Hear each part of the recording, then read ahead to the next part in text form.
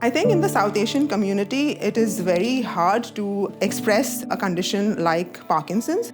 The acceptance level is very poor, and that is because of a lack of awareness. Hi everyone, I'm Snehal. I have been here in the UK for the last 18 years. I was diagnosed with Parkinson's disease in 2021. I have two young kids, they are 7 and 5, and I live with my husband and my kids here in the UK. मेरा जो पहला symptom था वो था कि मैं अपना जो राइट हैंड है वो अच्छी तरह से यूज़ नहीं कर पा रही थी. I wasn't able to use my right hand very well. So I wasn't able to do everyday things like, writing or buttoning up my coat and so on. A lot of times the medical professionals that I spoke to were saying things like it may be XYZ, it may be ABC, but nobody ever said it could be Parkinson's. And at that time, if I think back now, it was really, really difficult. So I was scared, of course. But at the same time, I was also relieved because at least now, after 3 years and going from one consultant to another, at least I knew now what was wrong with my body. And I think that's what gave me the confidence really to be able to fight this condition.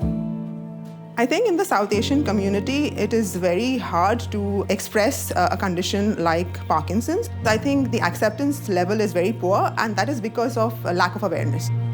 I was met with a lot of awkwardness when I shared the details about my condition.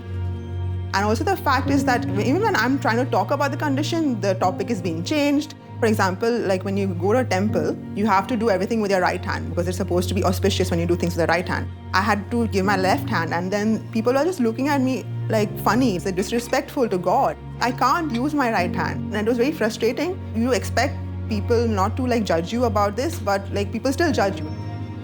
So I think awareness needs to come. So it's just anything that is outside of the norm is very difficult to kind of gain acceptance, and I think that definitely needs to change.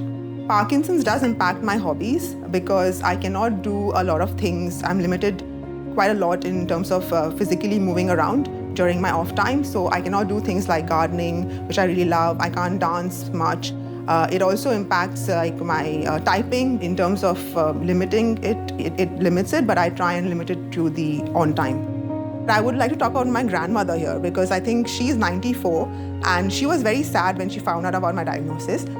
And it was really, really hard for her to accept it. But I think once she accepted it, she has been the kind of force behind me being positive. And I think she told me one thing. She believes a lot in God, and God doesn't give you everything. Because if He gives you everything, you're going to forget about Him, right? You're not going to pray to Him anymore. Whenever I'm in a very low mood, that's when I think about her words. And I think that really pulls me through a lot of situations. I'm involved with Parkinson's UK in terms of their research group. I think we meet once a month online via Zoom. It's been really good because, it gives a lot of perspective on the condition, and when other people have the condition, they are able to share what they do and, what helps them. And I think there's a lot of power in shared experience, and I think that is really, really good. I've also found a lot of support online via Instagram. There's a huge Parkinson's community out there. And they're very supportive. And when you have a bad day, when you post something, people are just, come out in throngs and say, it's fine, it's been a bad day, but tomorrow will be better. So I think that kind of support is invaluable. The main advice I would like to give people dealing with Parkinson's within the community is that you need to keep moving, you need to keep going. It is a life-changing diagnosis, of course, but it is not the end of life.